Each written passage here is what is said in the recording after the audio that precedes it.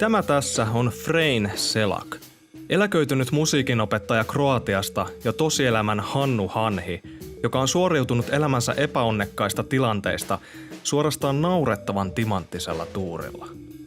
Ja tämän herran kohdalla epäonnekkaat tilanteet eivät suinkaan tarkoita hissiin jumittumista, portaissa kaatumista tai 5 euron arpavoiton hukkaamista, vaan nyt puhutaan silkasta kuoleman huijaamisesta.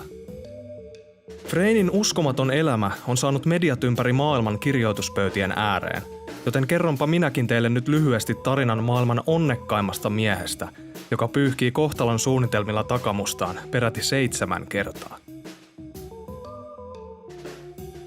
Vuonna 1962 Frein haistatti kuolemalle pitkät ensimmäisen kerran, kun hän matkusti junalla Sarajevosta Dubrovnikiin. Viallisen raiteen takia juna suistui rytisten jäiseen jokeen. 17 ihmistä hukkui onnettomuudessa, mutta Frein sai hypotermian partaalla ja murtuneella kädellä hilattua itsensä joen rantaan ja selviytyi hengissä. Panokset kovenivat vuotta myöhemmin ja Freinin oli taas tehtävä selväksi, ettei hänen aikansa tällä pallolla ole vielä ohi. Hän nousi lentokoneeseen elämänsä ensimmäisen kerran ja ehti nauttia matkastaan hetken verran, ennen kuin koneen moottori päätti lopettaa toimintansa kesken lennon. Kun kone lähti syöksymään kohti maata, sen toimintahäiriöinen ovi pamahti ammolleen ja ilmavirran imaisemana ulos lennähti kukapa muukaan kuin Frein Selak. Lentokone jatkoi syöksyään ja vei törmätessään 19 ihmisen hengen. Mutta mitä tapahtui tarinamme Hannu Hanhelle? Frein teki mitä piti, eli paiskautui uskomattomalla tuurilla heinäsuovaan ja selvisi hengissä.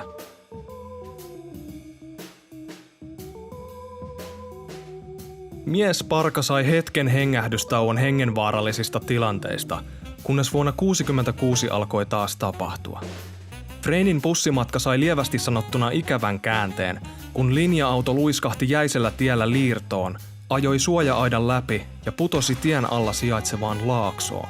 4 ihmistä sai surmansa, mutta Frein selvisi tapaturmasta kuin ihmeen kaupalla.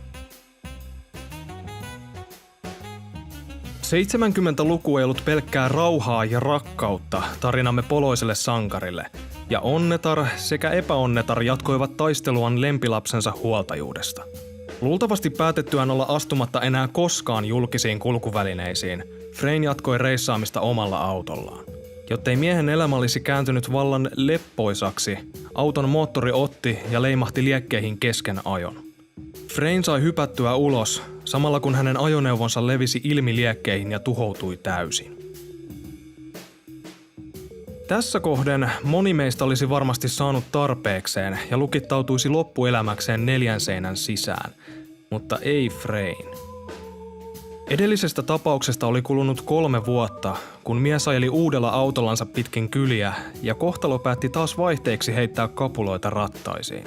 Rikkinäinen polttoainepumppu roiski bensaa tulikuuman moottorin päälle, ja tällä kertaa liekit puskivat suoraan lämminilmaventtiilistä auton sisätilaan.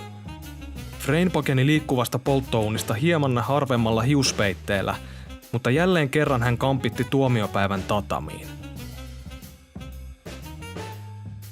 Tämän jälkeen aika vieri eteenpäin verkkaisesti ja onnettomuusvapaasti yli 20 vuotta, joka sai Frein Selakin kenties tuudittautumaan liialliseen turvallisuuden tunteeseen.